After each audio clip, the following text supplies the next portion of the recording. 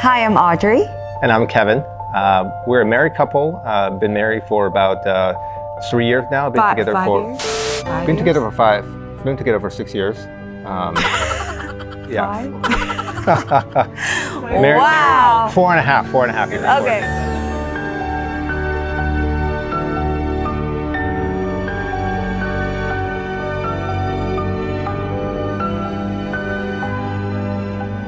Hi, I'm Audrey. And I'm Kevin.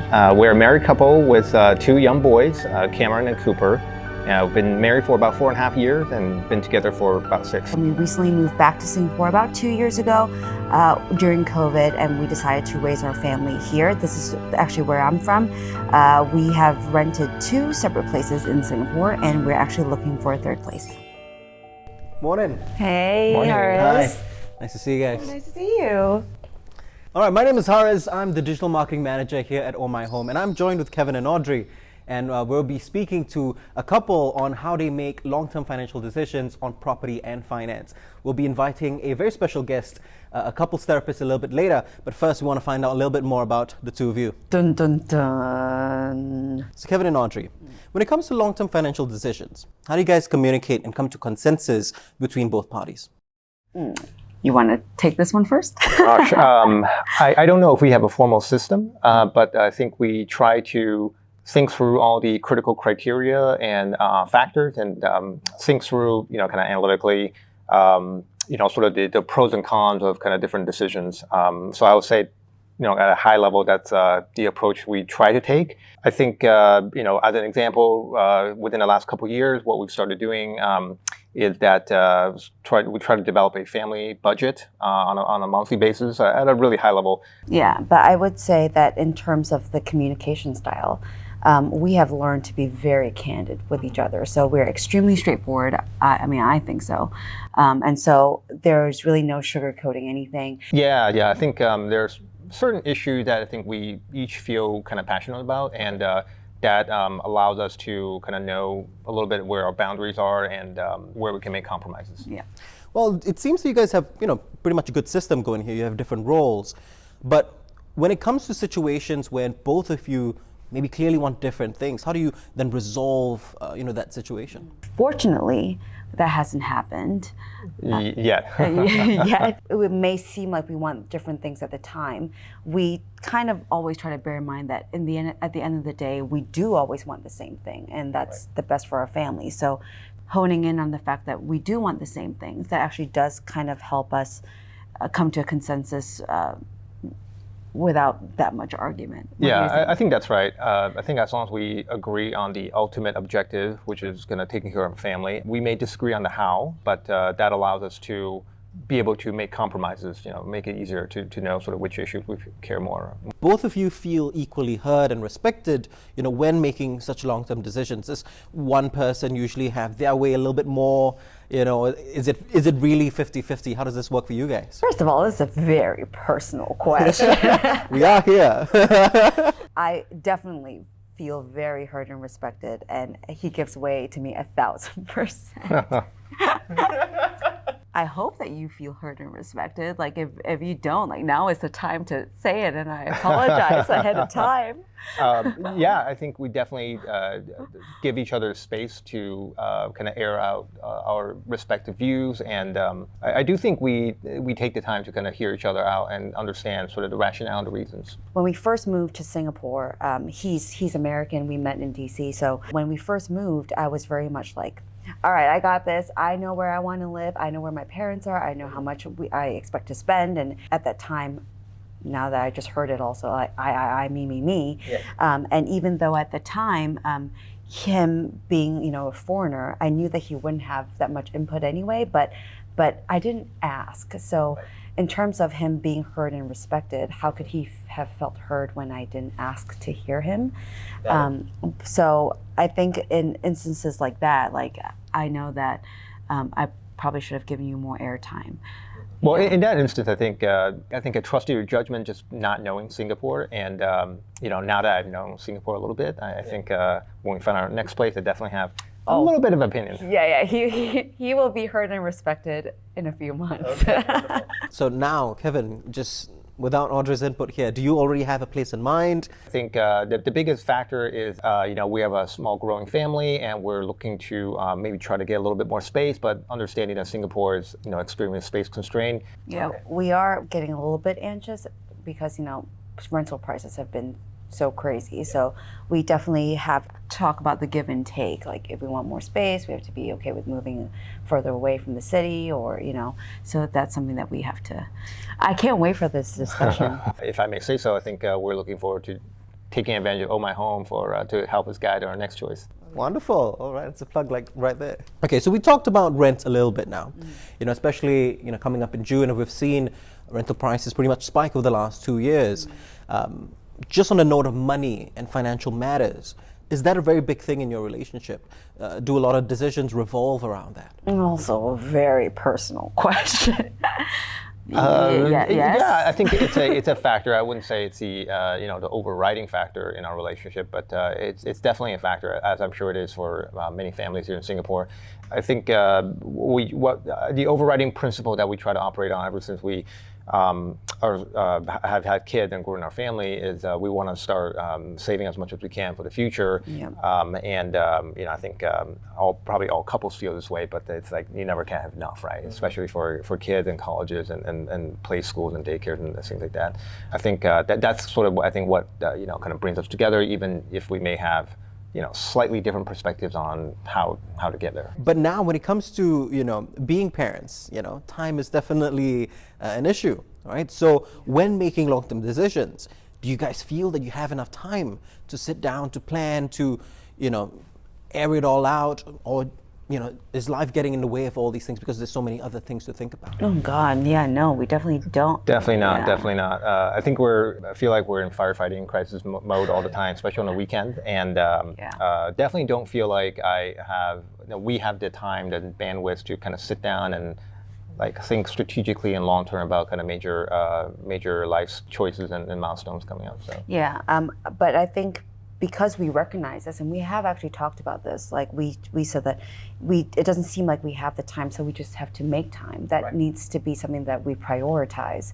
But also beyond that, I think that we also want to spend time just together personally. It's so easy to have your marriage overshadowed by kids, and listening to a lot of podcasts about keeping a happy marriage.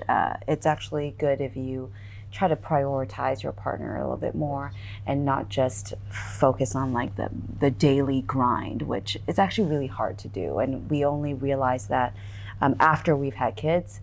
Parenthood is very much an overnight thing. It's not a gradual thing that you become a parent. It's bam, suddenly. yeah, you're throwing to the deep end. Yeah, and so it's really taken us some time to navigate all of this, but we know that we definitely need to prioritize the time to plan for these things. We have yet to do it, but we shall. Now we've invited a very special guest, a counselor from Relationship Matters. Relationship Matters is a private counseling practice that specializes in couple relationships, parent-child relationships, and work relationships. It is one of the counseling practices that's recommended by MSN News, The Asian Parent, Smart Local, and Honey Kids. Ms. Jean Chen herself is the director of Relationship Matters, and her expert advice was featured in the Straits Times, Channel News Asia, 938 FM, Her World, Clio, Women's Weekly, Singapore Motherhood, Smart Parents, and Singapore Brides.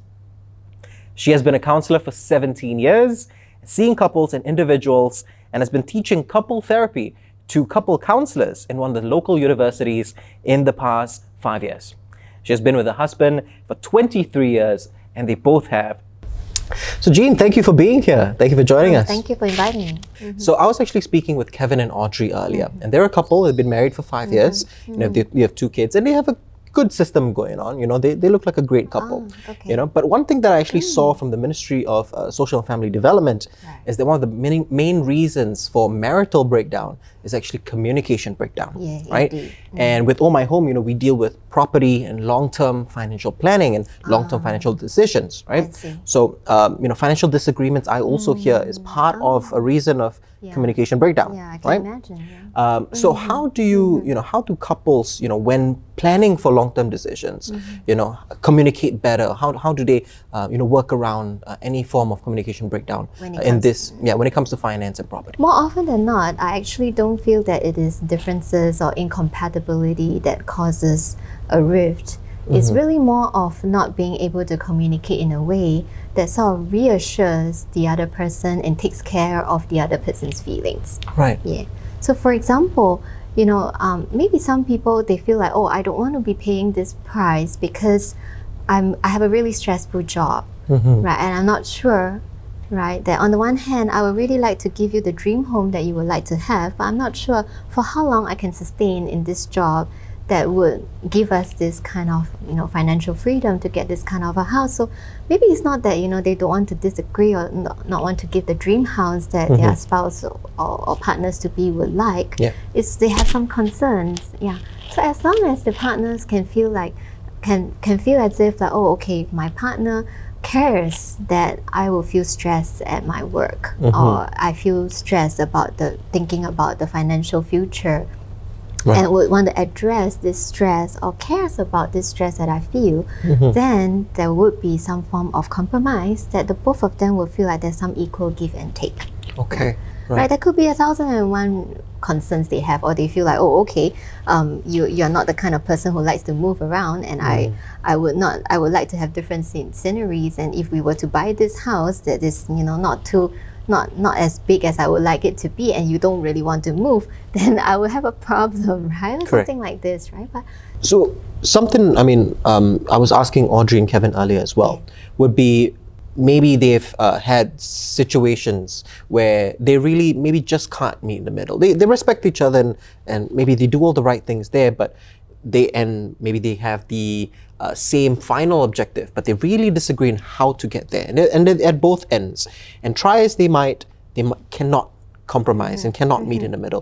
Do you have tips to help that particular situation?